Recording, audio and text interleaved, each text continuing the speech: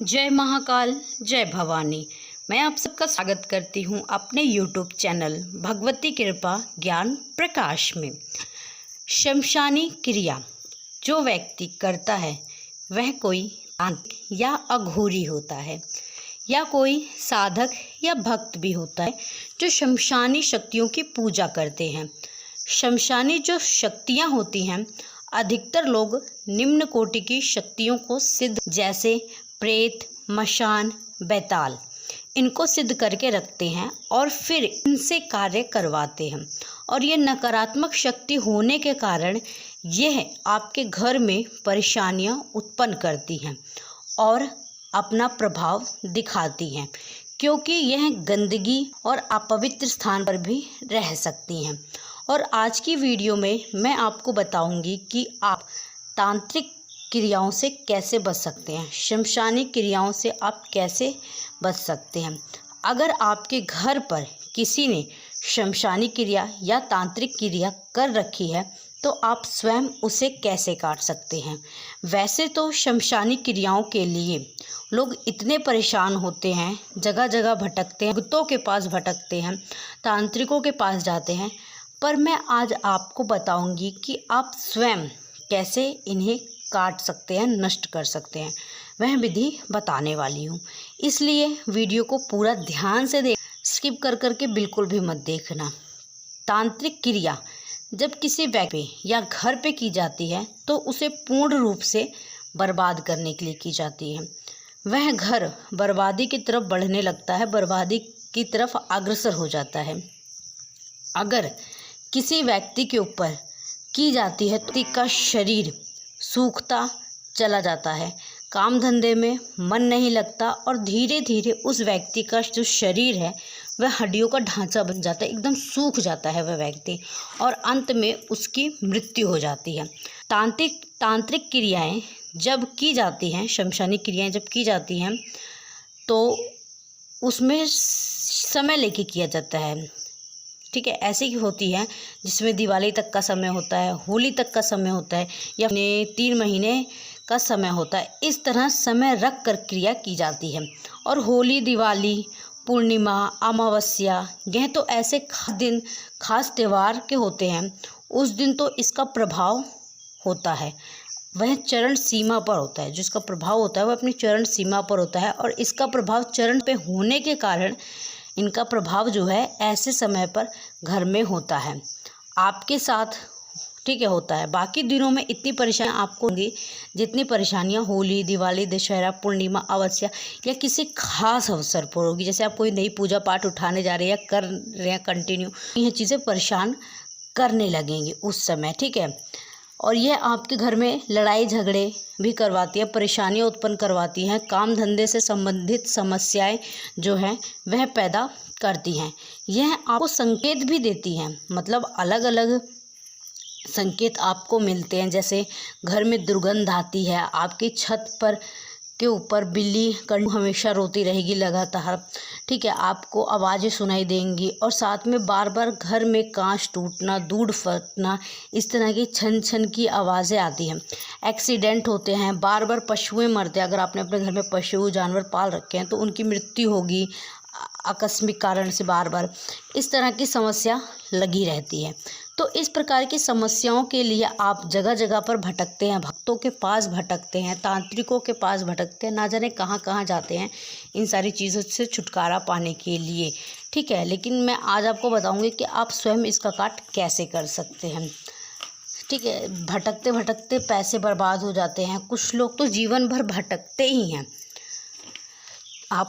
मैं आपको बताऊंगी कि आपको ऐसा क्या करना चाहिए जिससे यह तांत्रिक क्रिया नष्ट हो जाए, ख़त्म हो जाए। और एक बात और बता दूं, 2 तरीके से इन क्रियाओं को नष्ट किया जाता है।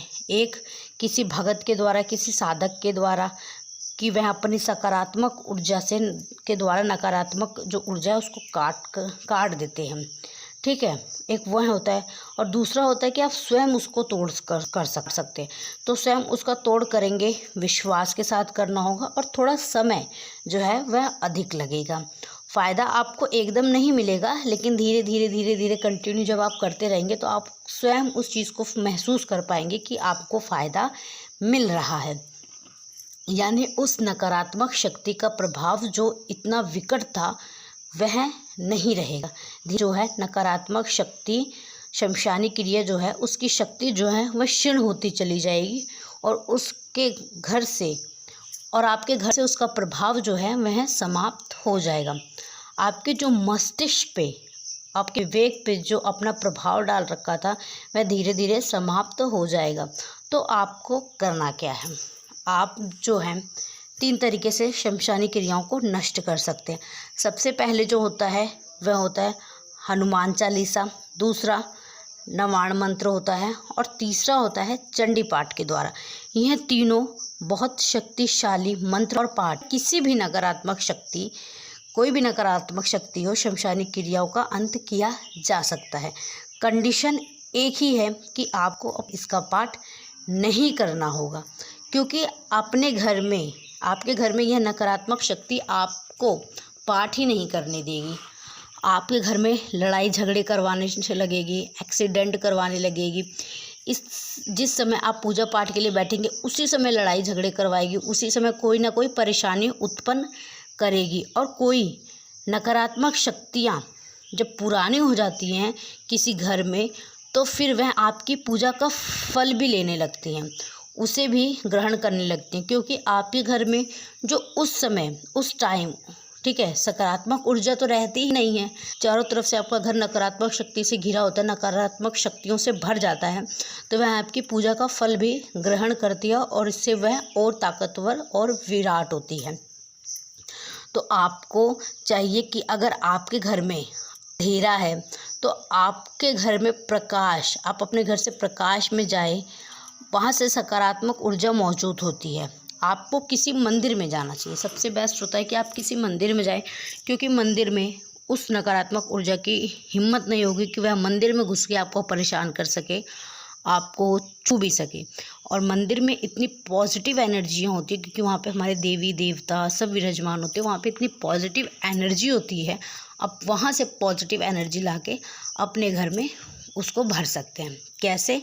तो आपको करना क्या है, आपको रोज़ सुबह, अब जो मैंने आपको 3 बताए हैं, नवाण मंत्र, हनुमान चालीसा या चंडी पाठ, आप इसमें से कोई भी एक चुन लीजिए। मान लीजिए कि अगर आप हनुमान चालीसा या नवाण मंत्र चुन रहे हैं तो आपको 11 एक पाठ, तीनों में से कुछ भी करना, 11 पाठ ही करना। आपको करना क्या है, 1 लोटा जल लेना है। जल भी आपको अपने घर से नहीं लेके जाना है, क्योंकि अगर आप अपने घर से लेके जाएंगे तो वह जो नकारात्मक शक्ति है वह आपके जल को दूषित कर देगी। आपको मंदिर से ही जल लेना है। गंगा जल भी आप बाहर से ले सकते हैं और गंगा जल आप अपने घर से भी ले जा सकते हैं। आपको 1 लोटा लेना है, उसमें जल और थोड़ा सा गंगा जल डालना है।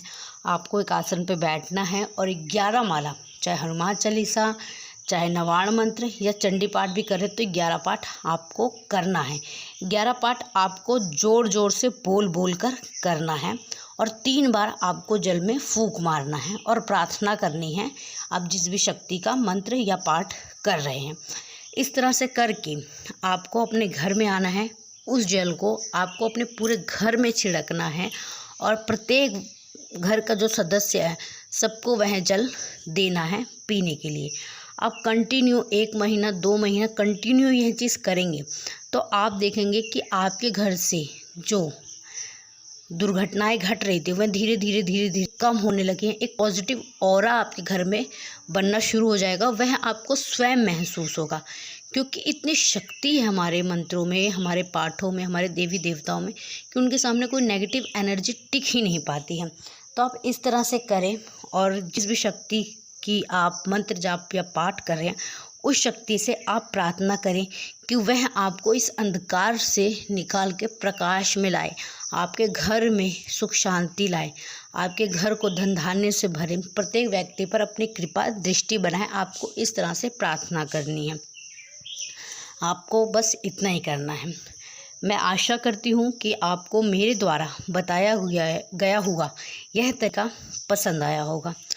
तो अगर आप मेरे चैनल पे पहली बार आए हैं तो कृपया करके मेरे चैनल को सब्सक्राइब करें, बेल आइकन को प्रेस करें और वीडियो अगर थोड़ी सी भी अच्छी लगी हो तो प्लीज़ इसको लाइक अवश्य करें। और मुझे आप सबकी सपोर्ट की बहुत ज़रूरत है, तो प्लीज़ आप सब लोग मेरा सपोर्ट करें। प्लीज़ प्लीज़ कृपया करके मुझे सपोर्ट करें। धन्यवाद। जय महाकाल, जय भवानी।